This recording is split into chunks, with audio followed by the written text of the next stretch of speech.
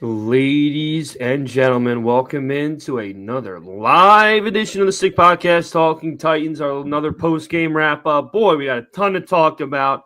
I think we answered a lot of questions today. We're going to get to every last one of them, so stick around. Sammy, start us up. Turn up your volume. Because you're about to listen to the Sick Podcast. Talking Titans. Do the Titans have a miracle left in them in what has been a magical season to this point? Going to be fielded by Lorenzo Neal at the 25. Pitches it back to Wycheck. He throws it across the field to Dyson. He's got something. 30, He's 40, got something. 50. He's got it. 40. He's got it. 20. 10. He's got it. End zone. Touchdown Titans. There are no flags on the field. It's a miracle. Tennessee has pulled a miracle. The sickest Tennessee Titans podcast. Sick! It's gonna be sick. All righty, folks. We are live once again with another post-game wrap-up of our beloved Tennessee Titans Sick Podcast, Talking Titans. Joined as always by my man Jarrett. Like I said earlier, we're going to get Vin back here soon enough. He's dealing with a lot better things than we are. So we're going to jump right into it. But before we do, we're going to give a special shout out to our great sponsors over at DraftKings. The NFL season is rolling around and the contenders are separating from the pack. The one thing that hasn't changed this season, DraftKings Sportsbook, an official sportsbook partner of the NFL. It is the number one place to bet touchdowns. We don't care how they get them, even if it's a garbage time like the ones we see by our team. We don't want to bet on touchdowns, and DraftKings is, or we do want to bet on touchdowns, and DraftKings is the best place to do it. Here's a reason for new customers to do a touchdown dance of their own. Bet $5 to get $150 in bonus bets if your bet wins. Score big with the DraftKings Sportsbook, the number one place to bet touchdowns. Download the DraftKings Sportsbook app and use code 6SPORTS. That's code 6SPORTS for new customers to get $150 in bonus bets if your bet wins when you bet just $5. Only DraftKings, the crown is yours. Gambling problem? Call 1-800-GAMBLER. In New York, call 877-8-HOPE-NY or text HOPE-NY 467-369. In Connecticut, help is available for problem gambling. Call 888-789-7777 or visit ccpg.org. Please play responsibly. On behalf of Boot Hill Casino and Resort in Kansas, 21 and over. Age and eligibility varies by jurisdiction. Void in Ontario. Bet must win to receive reward. Bonus bets expire 168 hours after issuance. For additional terms and responsible gaming resources, see dkng.co/ftball. All righty. So, as we mentioned earlier, listen, we already have Colt fans in here. That means you definitely know. But I can't really blame anyone because I used to love watching all of our division rival podcasts after we would win. So I can't blame anyone for wanting to do the same here. But Jarrett, I'll give you the honors, my man, before I really do my best to make this team as embarrassed as they can possibly be. So you can start us off. How you feeling? I mean, it's embarrassment. It's just like the headline of the podcast that we got going on right now. The 38-30 doesn't mean anything to me because we're the king of garbage time points and yardage at the end of the fourth quarter or even the third quarter, trying to get this game a little tight. They were getting blown out 38-7 the whole way out. They got embarrassed on both sides of the ball. The line of scrimmage, they were getting tossed around. And this was, to date, per Paul Kaharski, the worst run defensive of the day for the Tennessee Titans era since 1990. That was 290 yards allowed in three quarters. Previously, 280 was the worst against Houston. They ended up with 335 total rushing yards today. Mm-hmm. Again, nobody runs on the Tennessee Titans. Yeah. Right? Got absolutely exposed again. You see guys, limping off the field constantly with this team. And, Brian Callahan saying, they're not soft. I made comments all day today. Yeah, they're not soft, but they're hot garbage. They're trash. So if he wants to come out on Wednesday and say, this team ain't trash. There's a lot of fight in the second half. I don't believe it. I mean, they laid down. And it looked terrible on all sides of the ball today.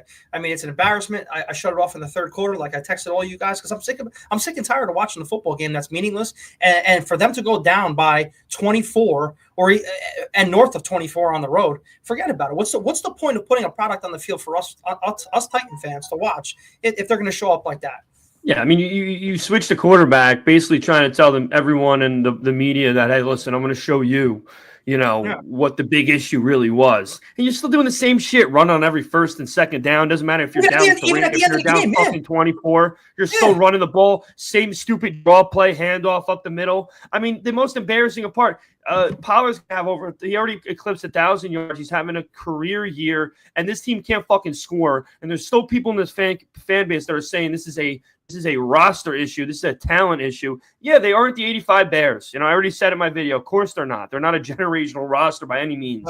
But you're acting as if they have a bunch of college players that shouldn't even be in the league yet on the offensive side of the ball, which is not the case. They just have a guy wearing a headset that cannot scheme the ball into the end zone, no matter who they have, what receivers, what quarterback, what running back, what kind of protection. This guy can't fucking do it.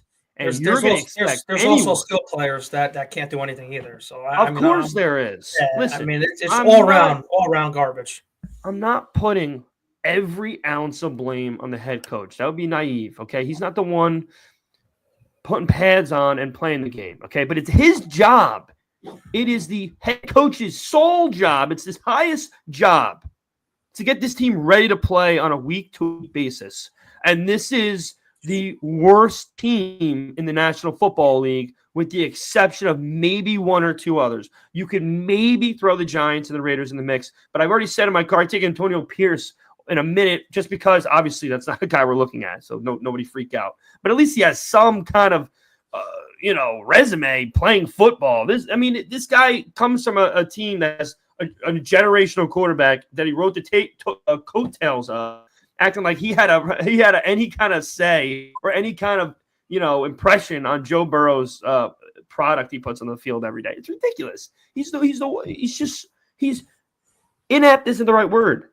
Did you see him go over to his daddy at the sideline? Basically looked like he asked him, "What am I going to fucking do here? I don't know what the hell to do." Did you see that when they panned to him on the sideline? Did you see that? I mean, in the second quarter, yeah. I mean, like I said, this team. It needs a total. I hate to say it because now we'll be going into 25 and then 26, and then 27. Here we go around there. We're sitting currently right now at 3. So all you guys in here and all you guys on Twitter, you better hope to God the Raiders pull this off against the Jaguars, because then we can move up another spot. All right, and to go to number 2, and I don't even know with the schedule and everything like that. If we're tied with the Raiders, I still think the Raiders still have the second pick overall. But that would be momentum for us going forward to rebuild this roster, because God, we need it. And the more picks, the better, in my opinion. If we're looking at the future, we still don't have that third round pick, Sal. So if an asset needs to get traded this offseason, by all means, I want more picks this year to start building around. A talented roster, because what we're seeing right now, the whole right side of the offensive line, take the center out because Cushenberry's hurt. I'm going to give Cushenberry, the benefit of the doubt, because I still think he's going to be a really good anchor for us, in the middle of that line. Everyone on the right-hand side of the ball, we need to find something, because it's constant turnaround. And that's not how you win football games. You need a line that's together, like we won football games back in the day, like those Lewan eras and everything, where we won football games, Michael Roos, David Stewart. We need those bookends for years to come. I want to know, anyone watching live, are we just gonna continuously give Jeff Simmons a pass? Are we ever gonna criticize him? Fucking ever? Every fucking week he has a bad penalty, and we try to put him in the same breath as Aaron Donald? Are you kidding me? Enough's enough. Is he a bad D tackle? Of course not. Guy's a monster athletically. But please, okay? Please. You're telling me this defense is you take him off that deep line next year and it's like, oh my God, like, please.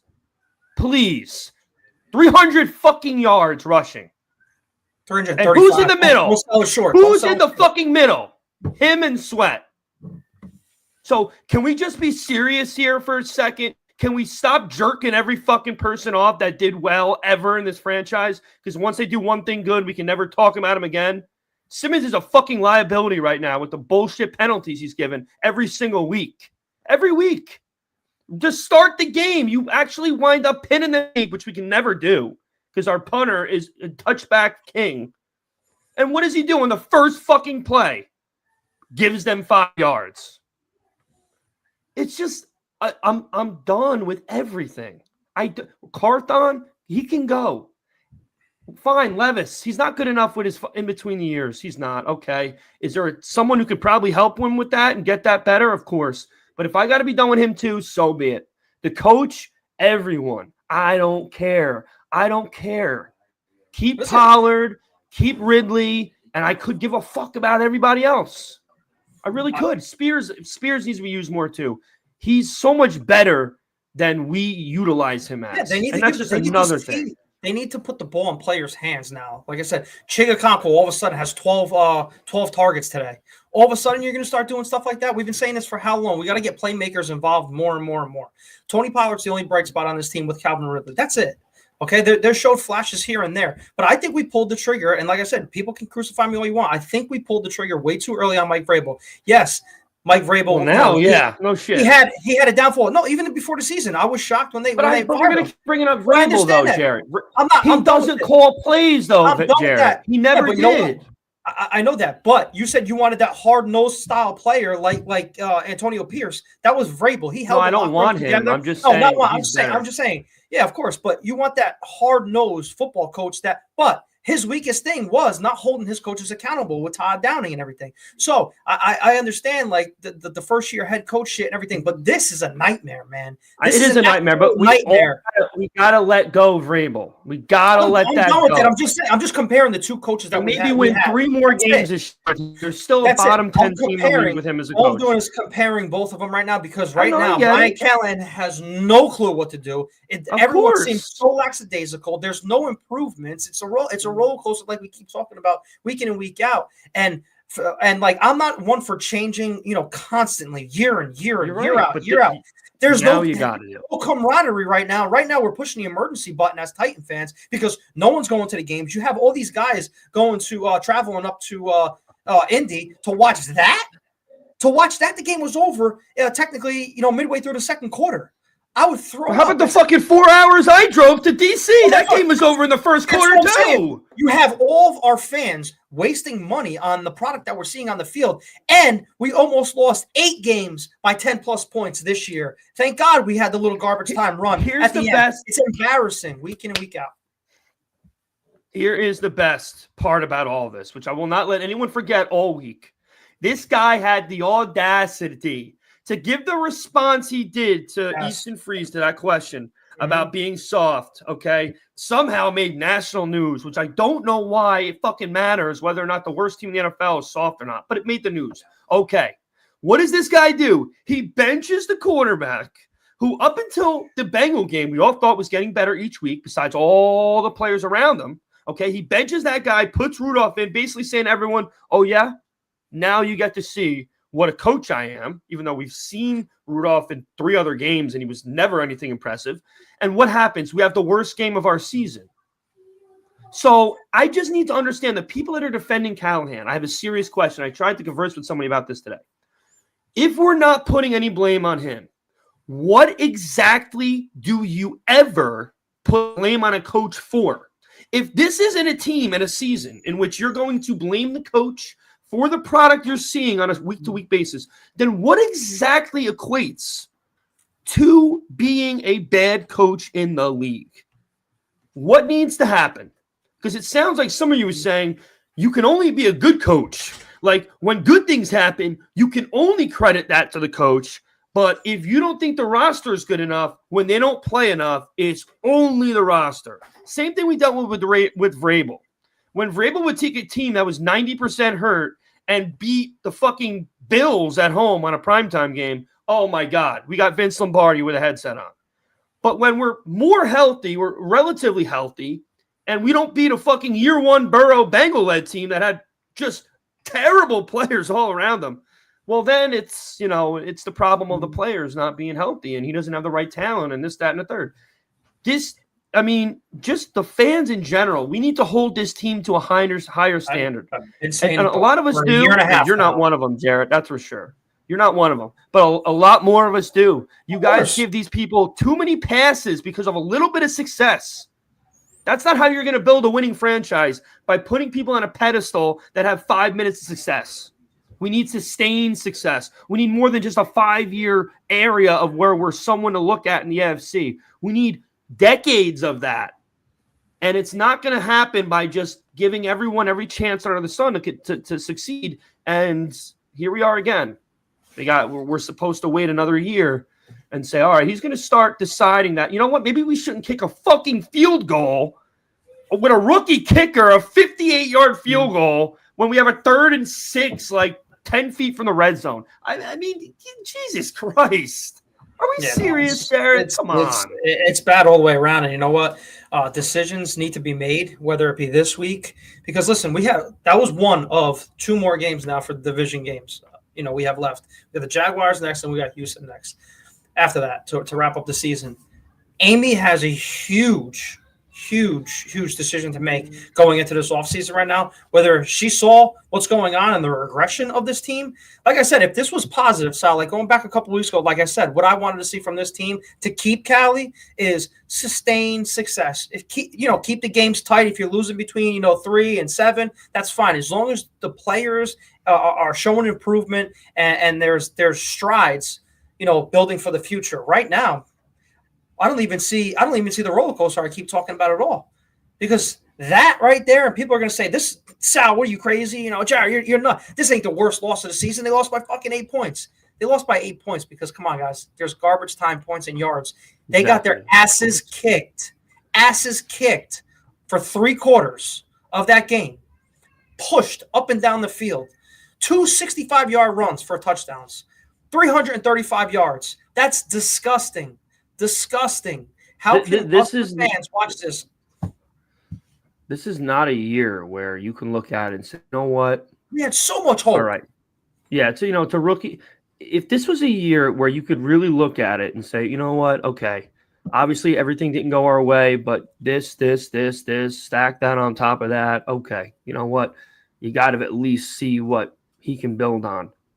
There is nothing to fucking build on. Okay? First of all, everyone can say what they want. This wasn't a rebuild year. It became a rebuild year in 2 weeks. That's besides the point. Okay? You need something to build on. You need something established to have a rebuild. You think this is the staff to start a rebuild with?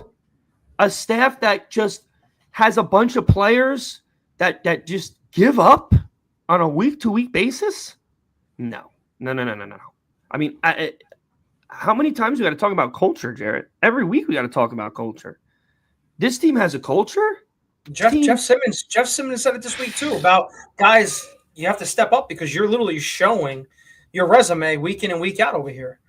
For that to be said, and what Will Levis said, I don't know if I'm going to be here right there. That's the locker room's in disarray. I don't care what anybody says. If a player comes on and says something that no one knows about this locker room, we all see it, man. We all see it. Just like I said, if you don't want to be called soft, you're trash.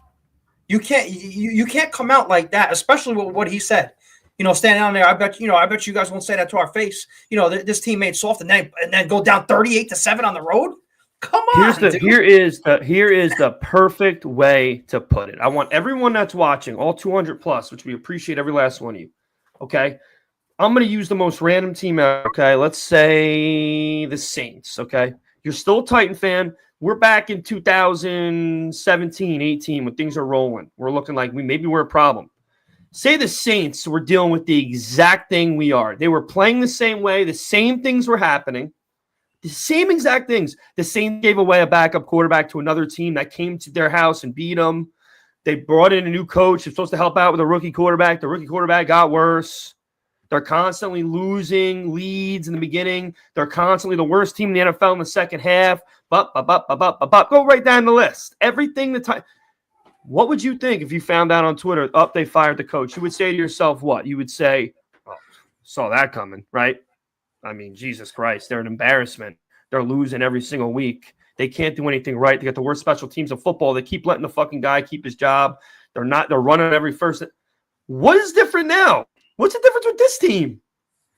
I don't understand. Like, no one would say a word if the roles were reversed and this was another team and they fired their coach 4 weeks ago. You would not be surprised. But all of a sudden now we don't have a franchise that is capable of getting rid of the coach of the most embarrassing zero effort, fucking bullshit AFL style football team the league has? What? Like, it's just, I know the majority of level-headed Titan fans that actually want to see a title in their lifetime, they're not the ones that I'm talking to. You guys clearly know that there's between a 0 and 5% chance that this guy has coaching capabilities to take a team to a Super Bowl. I know the level-headed fans they know this, but like, it's not enough. Everyone needs to be on board now. It's beyond rock bottom. It's beyond a joke. And we all need to be combined on this ownership's behind to reset again. Reset again. And if it costs the GM's job, I don't give a fuck either. I don't care. That's it. And nobody should care. At this point, something has to give because, like I said, you can't keep sustaining losses week in and week out going into next year again. So if they are going to do it, if not, big changes need to be made next year because, like I said, I don't see this as another. We're in a full blown rebuild mode. Okay, there are some pieces here for no success, but there's some pieces you can build on of this team. But other than that, I mean, there's no bright spot to say I want to come to Tennessee. Besides the money aspect, there's no way. Like I don't even know who a free agent is next year. And guys, I don't want to hear this. The Kirk Cousins, the Sam Darnold. I don't want to hear the talk because it's not happening next year. If you're going for a quarterback and we're top 2 or something like that, you have to go for you have to take a shot in one of the quarterbacks that are coming out next year, whether it be Cam or Sanders. If we get that opportunity, and we have to take a shot, whether we're getting that opportunity. We're going to be in the top 3. Well, I mean, if they go 1-2, then we go Hunter if that's a possibility. But what I'm saying is now you have to take that shot, whether you have the next Mahomes or you at least took the shot and you tried with one of these guys. But there's another shot you can take. There's another shot you can take, though, Jarrett. In all honesty, there is. You can get a new coach and then maybe try to take a flyer on a guy. Honestly, and I'm going to say it now. I'm not going to go back on my word. My dad brought it up. I'll give him credit as well. I'll come around to the idea. Okay? If you get a new coach next year, if you're not thrilled about what's going on with the quarterbacks or you don't have a shot at them, they're gone before you can pick. I'll take a flyer on to Darnold. I'll take a flyer on $40 million. Fields. No, I don't think he's going to get that much. Dude, the quarterback market, that's another talk for another podcast. But like I said, I was a firm believer, like these quarterbacks coming in there, yeah, Sam Darnold's playing good. They're going to demand the $40 million or $35 million. I don't want to invest that because we have so much to build within this roster, so I don't want to do that. I think there should be tiers. For another reason, I think there should be tiers for quarterbacks going forward because when you get those next that next contract kind of style, it's I'm the highest. There should be tiers. If you make a Super Bowl, you get this amount of money. You top out at this, $60 million. If you make an AFC championship or a consistent playoff berth, you get this. If you don't make the playoffs, you get this amount. And people can come at me all they want, but that's how we fix salary cap problems with everything like that. We don't need a $70 million quarterback because, Sal, we're getting there. We're going to get there real soon. Okay, whether Sanders comes when their time is up right now, because you're at $60 million right now, right? Who's a top paid quarterback? Burrow or somebody? You're at $60 million right now. By the time these guys reach their potential, and if they are really good in the NFL, they're going to be $70 million. You're paying. I know, but it's crazy. I just don't think Darnold's going to get $70 million contract. He might. He very well might, and I'll eat my words if he does. But my point is, it needs to start with a guy who can change the culture, okay?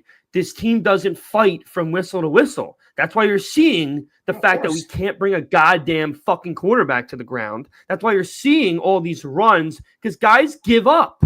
When they see another player in contact with the player on the other team, they give up. That's why you saw that tremendous run on the sideline, because the rest of the team thought Hooker was pushing him out of bounds. Well, he didn't. And then it was too fucking late.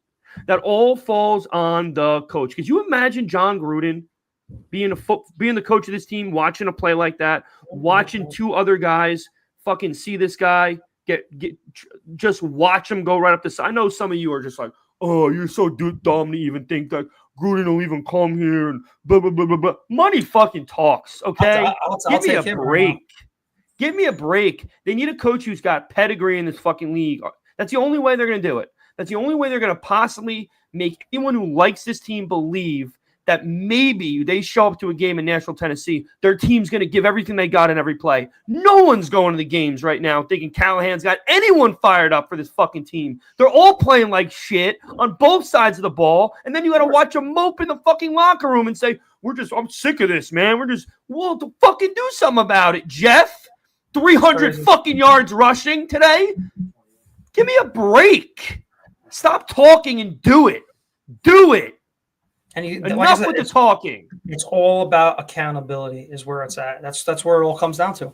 It all comes down to accountability. And if these guys are not accountable and they're not being held accountable, even the coaches, like let's see how much power Rand Carthon really has this offseason, okay? If he has the power to say, listen, Colt, you're gone. Nick Holtz, you're gone. Find somebody else. I want to see this offseason because this is a huge make or break for our future now going forward. If they decide to keep him, if they decide to keep Brian Callahan, I want to see the power that he has. Say, listen, boom, boom, boom, you're done. Cut all the the unwanted players that are lazy and they don't want to get anything done, and we start bringing in fresh blood. Because if this continues, this is going to be you're literally reaping in the territory of like a good 4 to 5 years. This is Wizen Hunt level, dude. Nah, this is very even. This is very even, Wizen Hunt. I don't know if I'm saying better or worse. Even. This is very close to being better or worse. Yeah, it's okay. Well, guess what? We fired Mike Vrabel for a lot less than this. Oh, yeah, absolutely. So I mean, just that alone, like everyone's like, no way, one and done. That's why I'm saying I want to see. That's never going to happen. Well, what the fuck? What else could have?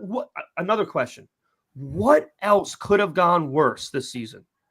Oh, what? We wind up losing that meaningless game against the Dolphins? Mm-hmm. Well, look, you had a little something to build on. Levis beating the fucking Texans on the road. And then one bad game after that, you bench him. And it was horrible. And he made some decisions that, guess who else kind of made today? Mason Rudolph. Mason Rudolph made a couple throws that were no better than any of the throws that Levis made against the Bengals. Okay? And we pull Levis, bench him, basically tell him straight up, you're not the guy anymore. And now you got to live with what fucking happens. Basically, the coach pushed his fucking chips in the middle, benching the kid, saying, listen, he's not doing enough, getting it. Like I said, basically telling the fans, here, I'm going to show you what it looks like when we have a competent quarterback playing and me calling the plays. And it was a season worst game with the bullshit fucking, garbage time aside. What? And I got to still argue with people that I shouldn't be so hard on the coach. There's no need to argue with anybody. What is on the field right now? Like I said, people have opinions, and people can say one thing and they disagree or not. I can care less. I know what we see on the field, and it's a shit product. So we have the ability as fans, because like I said, we spend the money to go watch these people. We pay for YouTube. For the NFL package, we fly on planes to go watch this team. We show that we like the Titans so much that we're even doing podcasts. Okay, so we have the ability to criticize no matter what we want. Right now, the head coach ain't getting it done. This football team ain't doing it done. Again, it's not getting it done, and the coaching staff is not getting it done. So something you guys can all say. Listen, I'm not defending Levis. I'm just saying the fact that there are people that defend the coach still after seeing what just happened are out of their minds. Okay, this guy benched the quarterback who's clearly at least has a higher ceiling. Okay, now we know that between the years, there's not a huge gap between Levis and Rudolph. Okay, honestly, they both suck right now. They both are not making big plays in any way. So what's the reason you're putting him in? Because you think he's better in the pocket. And you saw today that he's not even remotely close to leaps and bounds better. Okay. He made terrible throws, zero mobility, taking dumb sacks, all the same bullshit. So again, I ask you, who is to blame? Is it all the roster's fault? No, it's not all the roster's fault. I think calling the fucking plays. I think it's all the roster's fault, and I also think it's obviously a combination of being, a rookie head coach, not being in game scenarios, not ever calling plays in the NFL, just helping out. I think there's a combination of everything because the effort sucks on both sides of the ball, and people are going to say, "Yes, it does." people are going to say, oh, he's going to come out and hear whether it's Easton or Buck or anybody else or even us or Paul Cars, anybody who says that the lack of effort ain't there. Come to practice and this and that. I understand that you guys are throwing your body on the line. But right now, when you're getting manhandled and tossed around like rag dolls, we have to say that we have. It's not good. So it's going to be really bad if they bring this guy back, Jarett. I'm going to be honest with you. Listen, that's why we're here to make contact every week, whether people want to agree to disagree. But right now, there's one thing to agree on, and it's that this team is so damn bad that it's actually garbage to sit there and watch a football game because there's nothing to get excited about.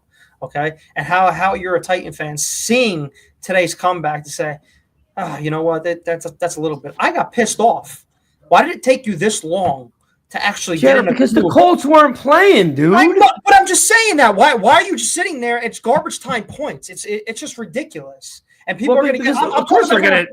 I'm talking about from a fan's perspective. They're going to say, "Oh, you guys don't know what you're talking about." 30 points. It's another 30 point league. It's not. Those people. It's those not. people. Just they don't have. think They're those Just people that think try to about convince you that they're mentally ill. They are, for lack of a better term. That's not as negative. Anyone who used the words comeback in a response to anything involving this team doesn't know a fucking thing. So those people, they're gonna expose themselves.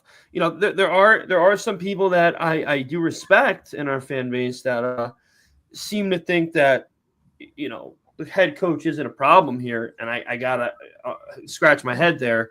Seems like a lot of people today are fed up. Yeah, it is. Well, because you know what he what he said on that podium, dude. Of course. I mean, that was the kiss of death, and I said it. What did I say at the end of our show yesterday? I said, listen, the only issue with this is if this guy says this with his quivering fucking lip, like he's about to cry every time he's up there, and they don't perform, then that's the worst possible thing for this guy at the moment. And what did they do?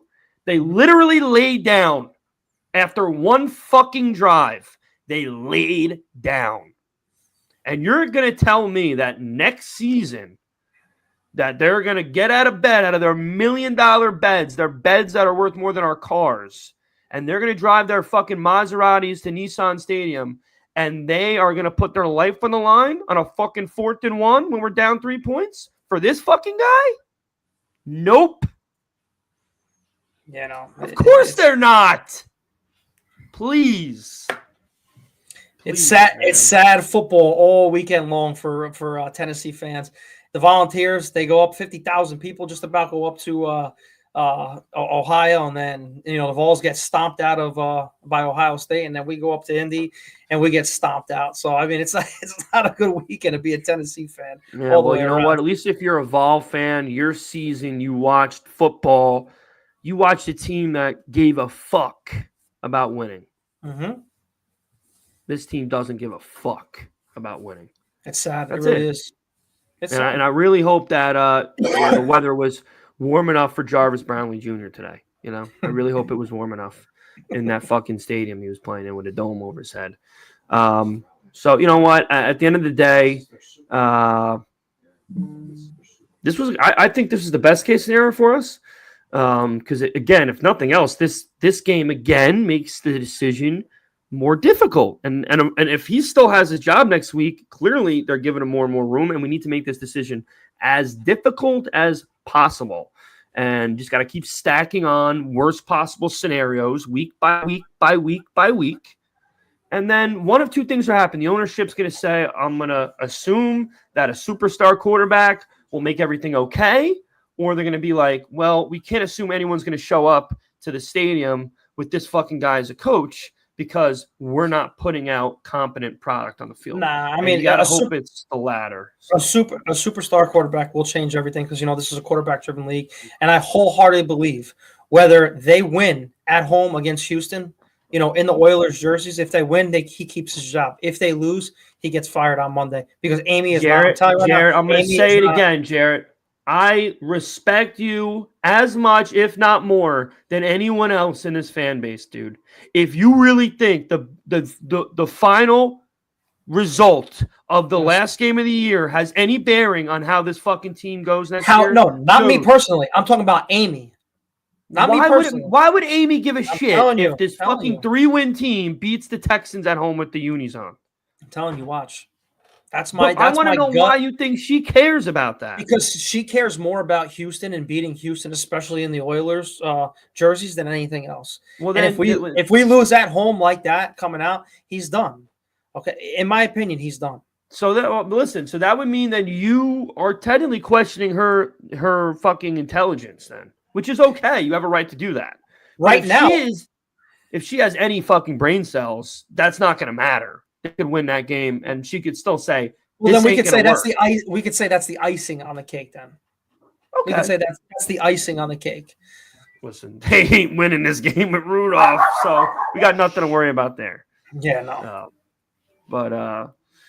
So it doesn't really matter whether or not that has any bearing. But you know what? We have over 350 people watching this broadcast right now. So first, let me say, appreciate every last one of you that joined in. If you're not subscribed already and you're watching on Twitter, please do us the small favor. It helps us out tremendously. Go on YouTube, give us a subscribe. Make sure you comment where you think I'm a clown, where you think Jarrett's a clown, where you think our takes mean absolutely nothing. Whatever you want to say, we'll hear it. I might respond in a sarcastic way because that's just how I am. But we appreciate everyone joining in, everyone being, with communication in our chat.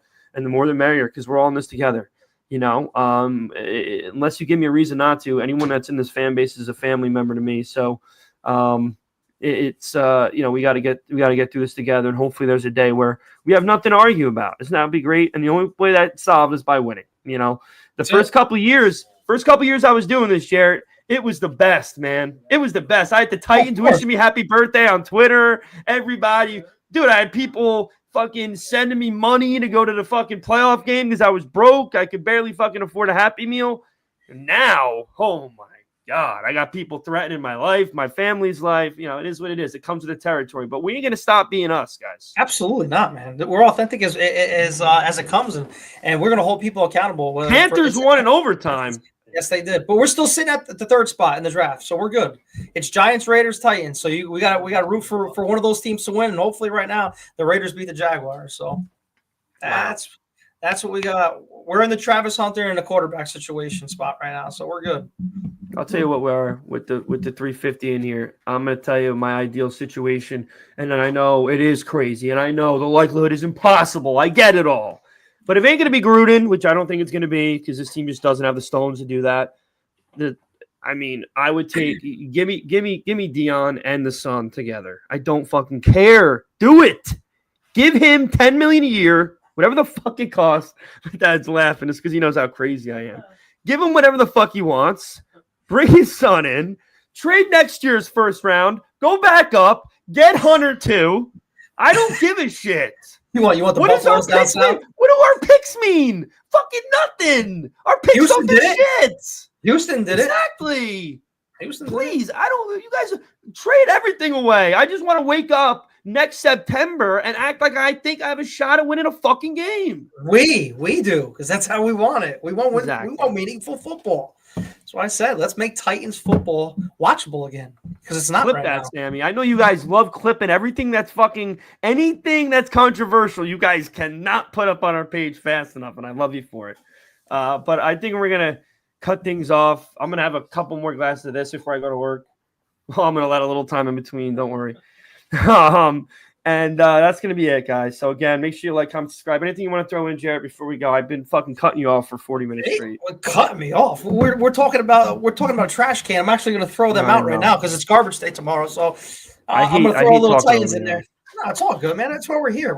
We're from Jersey. We're authentic as possible. That's why I said we'll be here cutting each other off on Tuesday anyway about talking about the Jaguars. See if we're going to win that game. So. That'll be another fun show. Listen, man, I got confidence. I got confidence in any team beating us. That's the beautiful thing. I think fucking the Volunteers could show up to Nissan Stadium and they put up a solid fight against this team. I would absolutely. You know what I mean? So we'll see how things shape up. I said it already. I'll say it a million times. I don't care if this is a Talking Titans podcast. We got to keep rooting for this team to fucking get embarrassed every single week. because we're not going to get results until we start over again. There's This shit two ain't games gonna out. work. There's 2 games left. What's the point? You want a playmaker, like I said. You want the diva. There's a couple divas at the top of the list. We cannot. Head coach still is a diva. I really don't want to talk about it to put it in the universe. So I'm just going to leave it at that. I don't want to drop from 3 to 10. I don't. No, Jarett, we're not winning any more games, dude. We're gonna lose. They have tape on us now. They got tape on us and a slower quarterback. We're losing to the Jags. We're gonna get fucked up in our uniforms last week of the year, and then we just gotta actually cross our fingers that the bomb explodes. And I don't care who gets blown with it. Pause. I don't care who gets hit with the shrapnel. Okay, I don't care. It could be Carthon. It could be Simmons. It could be hopefully Callahan. Everything's on the table now because nothing's working. We thought we had a foundation. They're not doing shit. So let's just blow it the fuck up. What can it get worse? Nope. No, absolutely not. So with that being said, guys, I thought I was going to come on here and there wasn't going to be many veins popping out of my head because I thought I couldn't get kicked around anymore. But we continue to get kicked while we're already down. And but some people are telling us we got to deal with it. That's the best part. So with all that being said, guys, hope everyone had a phenomenal weekend up until this point. And we appreciate everyone that joined. Oh, I'm sorry. I can't hear you. You know that. Yes, my dad says Merry Christmas to everyone, including you and AC and Sammy and everyone at our crew. And that's it, guys. We're going to see you next year. The corniest fucking greeting or the goodbye you can give anyone is see you next year when you're a couple days removed from. No, we'll be back before next. What am I saying? Yeah, we're going to be back before Christmas. We'll have a podcast before Christmas. We're going to be back before Christmas, but we're still going to wish you a Merry Christmas. All right, guys. Have a great rest of your weekend. We'll catch you on the flip. Sammy, send us out. And that's a wrap. Hope you don't miss us too much until next time. Follow the Sick Podcast Talking Titans on YouTube, Instagram, Facebook, Google Play, and Apple Podcasts.